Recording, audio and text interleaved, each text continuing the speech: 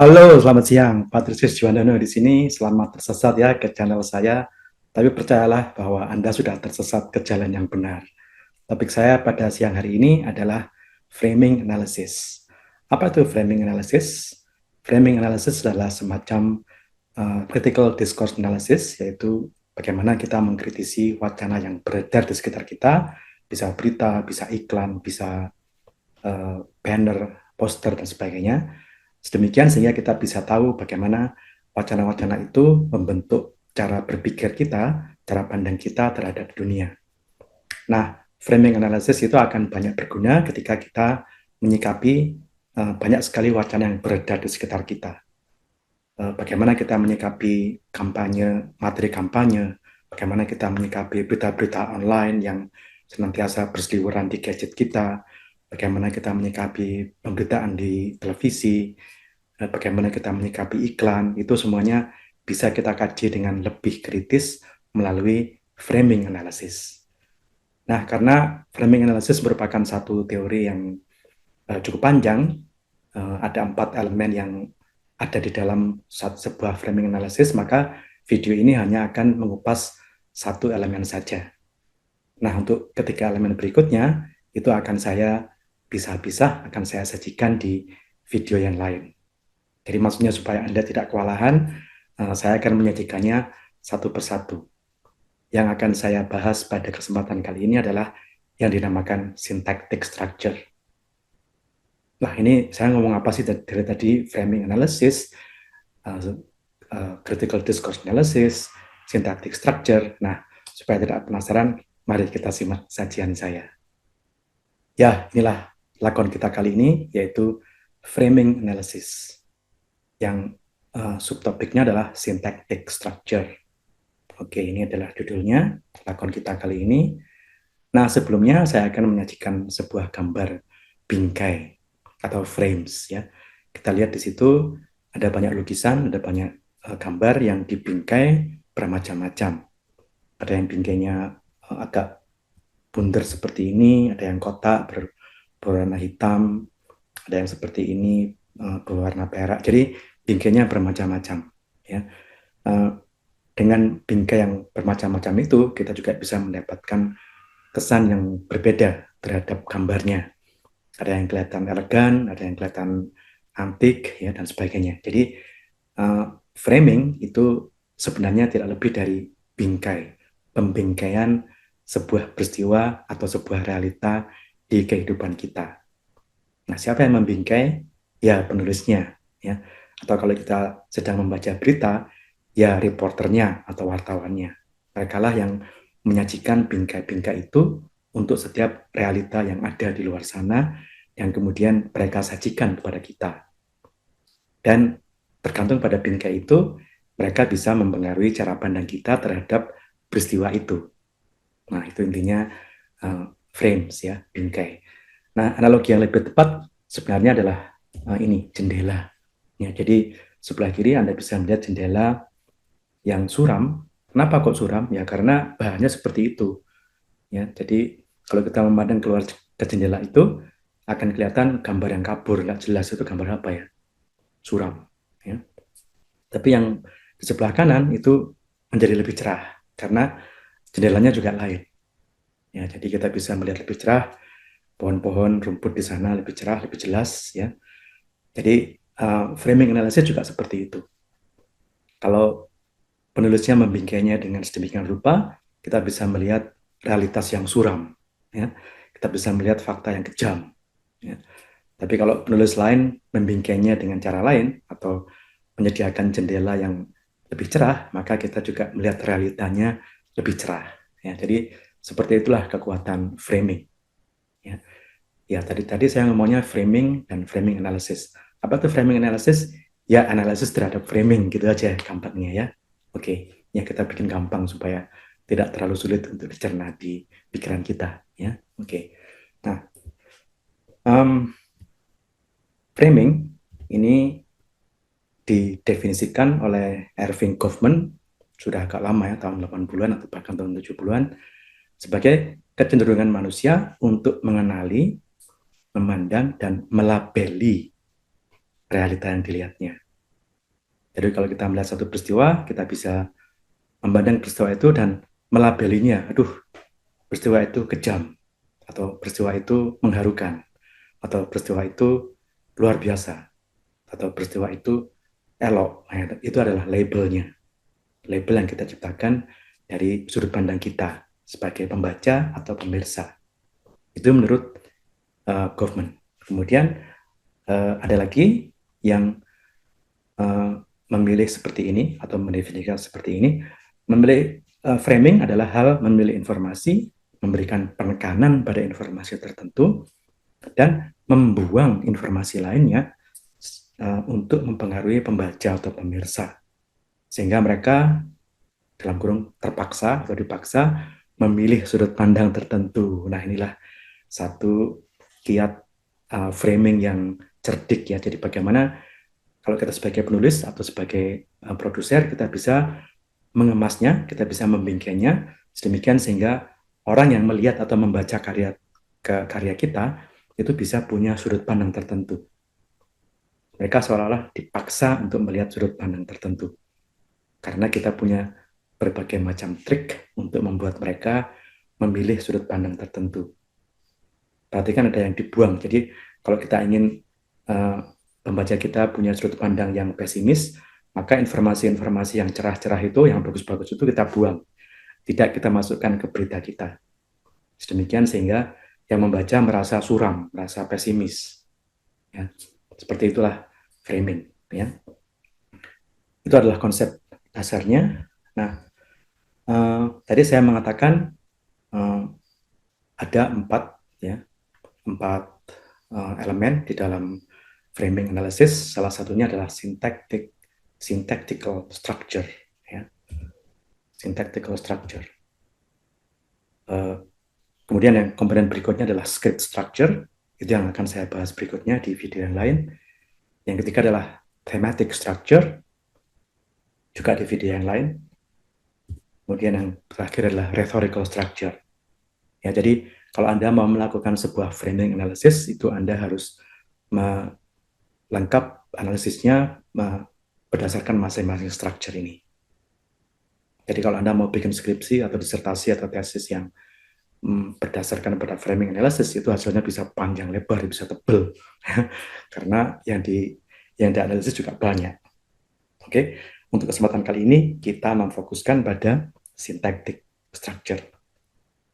Oke, nah apa itu syntactic structure?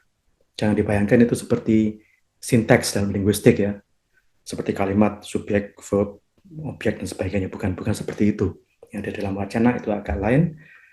Nah, ini kita memfokuskan atau framing analysis itu umumnya memfokuskan pada berita, pemberitaan oleh seorang wartawan di sebuah surat kabar, entah itu surat kabar hard copy atau daring online. Ya. Jadi di dalam syntactical structure yang dibahas pertama kali atau dilihat pertama kali adalah headline-nya. Apa itu headline? Headline adalah judulnya. Judul berita itu namanya headline. Ya. Yang kedua adalah lead. Lead itu artinya subjudul. Jadi kalau Anda membaca berita, setelah membaca judul, headline-nya, biasanya ada lead. Lead itu kalimat di bawahnya umumnya disajikan dalam font yang lebih kecil, ya, dan itu juga meringkas isi berita. Itu namanya lead. Ya. Kemudian ada juga episode. Itu artinya inti beritanya, ya, inti teks atau inti beritanya.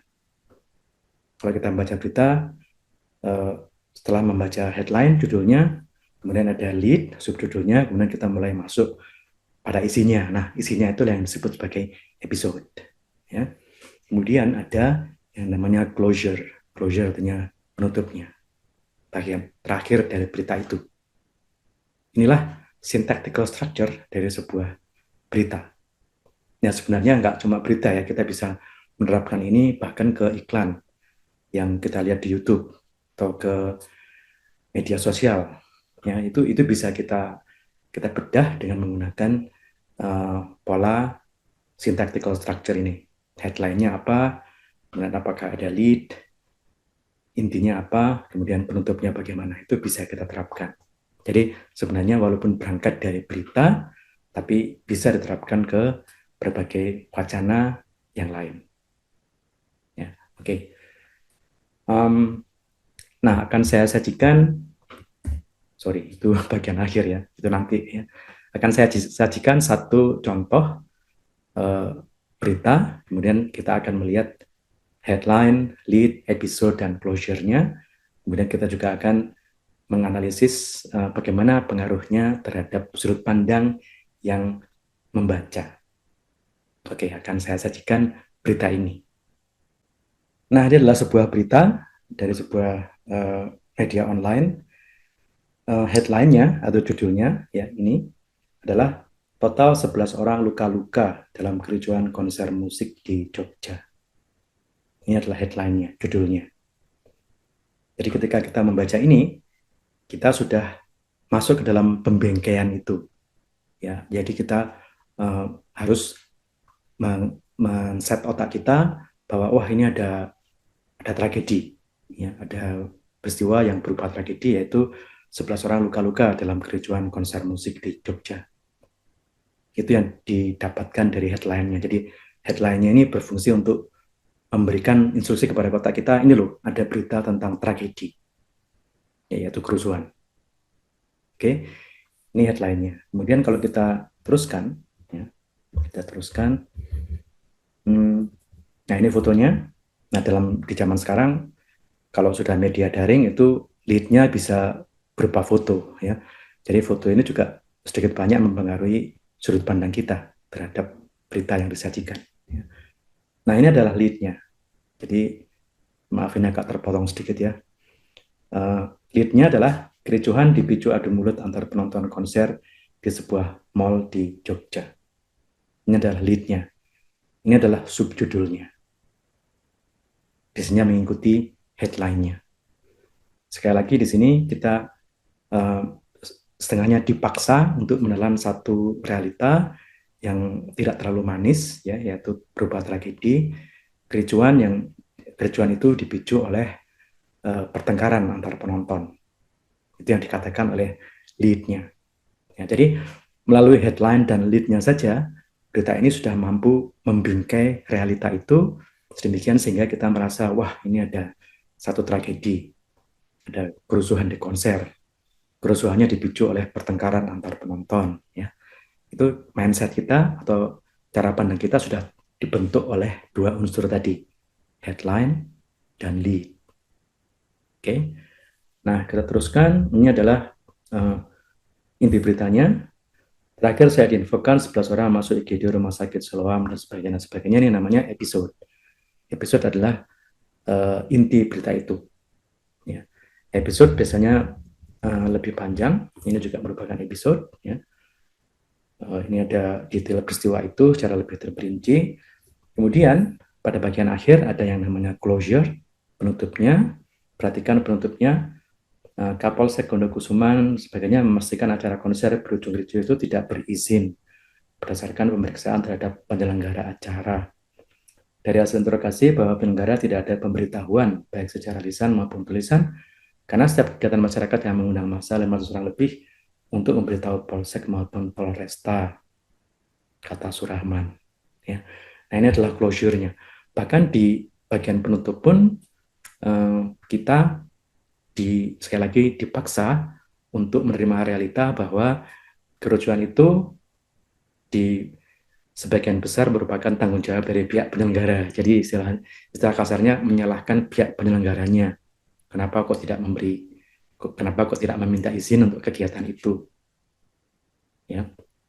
Kemudian pasti lihat juga, amati juga bahwa yang dijadikan sumber di sini adalah Kapolsek, seorang pejabat tinggi kepolisian. Itu juga salah satu cara penulis untuk memberikan legitimasi atau bukti dari beritanya. Mereka akan cenderung mencari public figure atau orang-orang yang punya pangkat atau punya otoritas untuk berbicara dan mereka laporkan apa yang diucapkan. Yaitu merupakan salah satu salah satu trik juga di dalam framing. Kita sedikit banyak akan percaya karena yang mengatakan adalah seorang pejabat, apalagi ini pejabat kepolisian.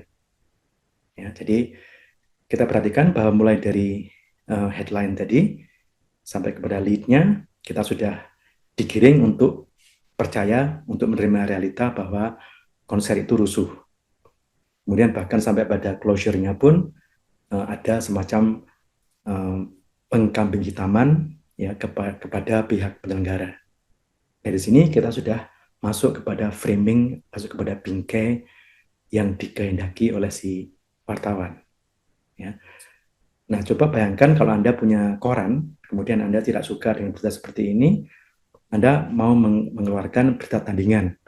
Berita tandingan itu framingnya Anda bikin berbeda. Misalnya konser band di Jogja berlangsung meriah. Nah, dari situ aja sudah kelihatan bahwa framing yang Anda pakai itu berbeda.